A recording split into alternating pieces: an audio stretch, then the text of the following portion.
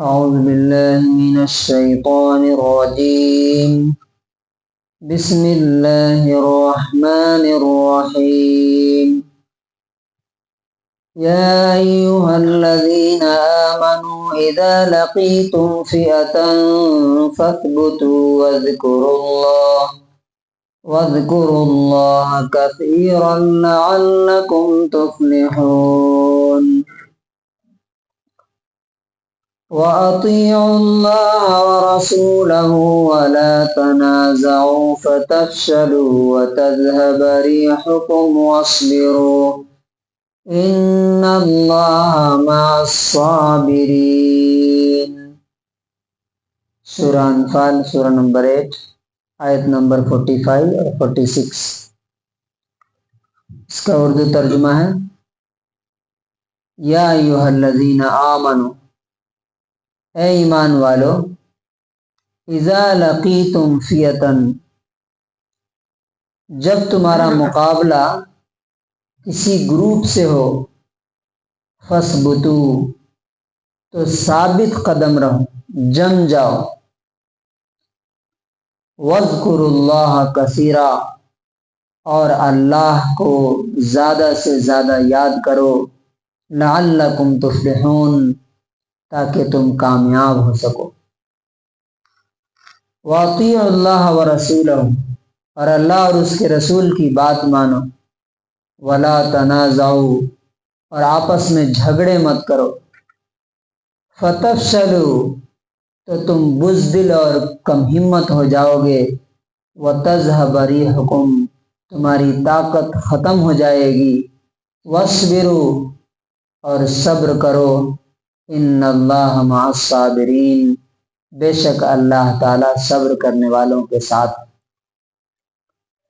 اس کا English translation ہے، او believers, when you encounter a company of enemy forces, then stand firm and remember Allah much, that you may be successful. And obey Allah and His Messenger, and do not dispute, and thus lose courage, and then your strength would depart. And be patient, indeed Allah is with the patient. اللہ تعالیٰ نے اس موقع پر یعنی بدر کی جنگ کے بعد یہ 5 points کامیابی کا فارمولہ دیا ہے مسلمانوں کو. دیکھیے کہ کتنے پوائنٹس پر ہم عمل کر رہے ہیں. نمبر 1 کیا کہا کہ اگر تمہیں دنیا میں جیتنا ہو یا آخرت میں، یہ 5 پوائنٹ ہے، 4 کام کرنے کے، 1 کام نہیں کرنے کے. نمبر 1 یہ ہے کہ جب بھی مقابلہ ہو کسی سے تو ثابت قدم رہو، پیچھے مت بھاگو.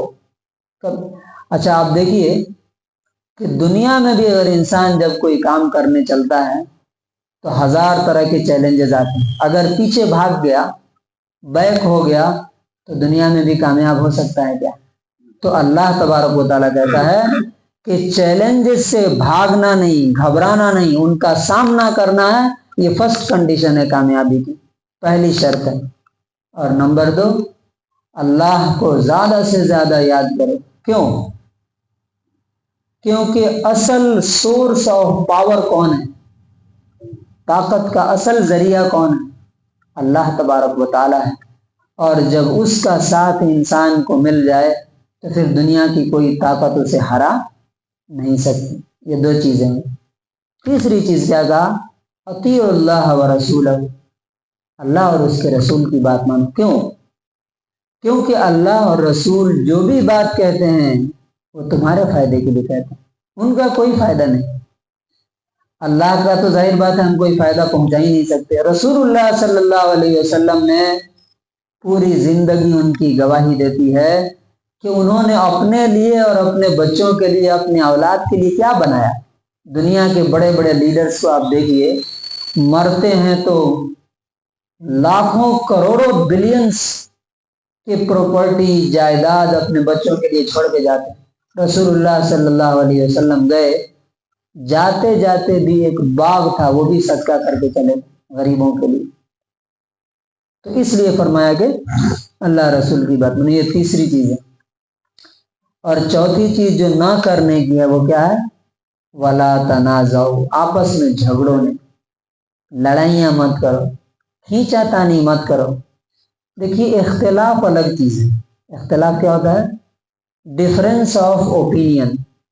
ہو سکتا ہے کہ میری کوئی بات آپ کو پسند نہ آئے، آپ میرے کسی بات سے متفق اور ایگری نہ ہو، یہ ٹھیک ہے، یہ چلتا ہے. یہ آپ بول سکتے ہیں کہ نہیں مولانا آپ نے یہ جو بات بولی میں اس سے ڈس ایگری کرتا ہوں اور میرے پاس یہ پروف ہے.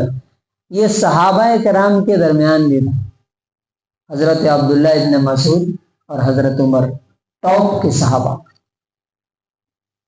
ابن قیم رحمۃ اللہ علیہ لکھتے ہیں اپنی کتاب اعلام الموقعین میں کہ ان دونوں بزرگوں کے بیچ میں 100 باتوں میں ڈفرینس آف اوپینین تھا، اور دونوں کے پاس کیا تھے؟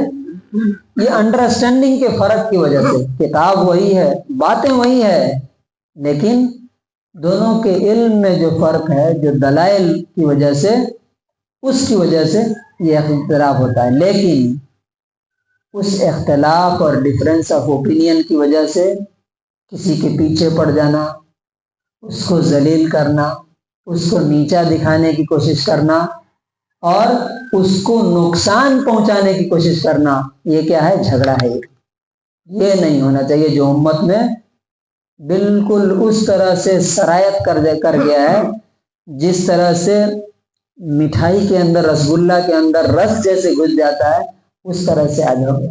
اللہ تعالیٰ نے کیا کہا؟ جھگڑو گے تو کیا ہوگا؟ فتفشلوا، تمہاری ہمت ختم ہو جائے گی. کیا ہو رہا ہے؟ وتذهب ريحكم، اور تمہاری شان، شوکت، طاقت ٹوٹ جائے گی. جو چاہ رہا ہے وہ پیٹ رہا ہے اور پوچھنے والا کوئی نہیں ہے.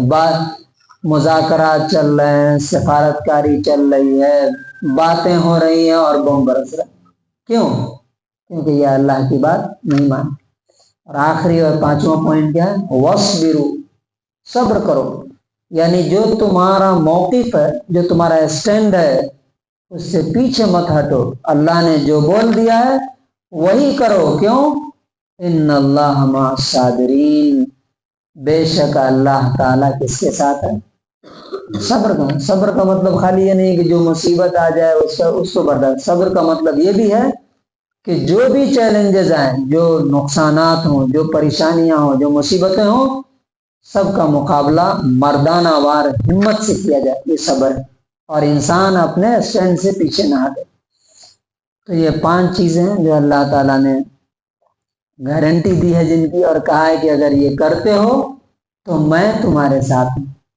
لیکن افسوس یہ ہے کہ یہ 5 چیزوں میں سے اتنی چیزیں ہماری امت میں، ہمارے قوم میں، پھر ہم شکوہ کرتے ہیں کہ اللہ کی مدد کیوں نہیں آتی، کیسے آئے گی؟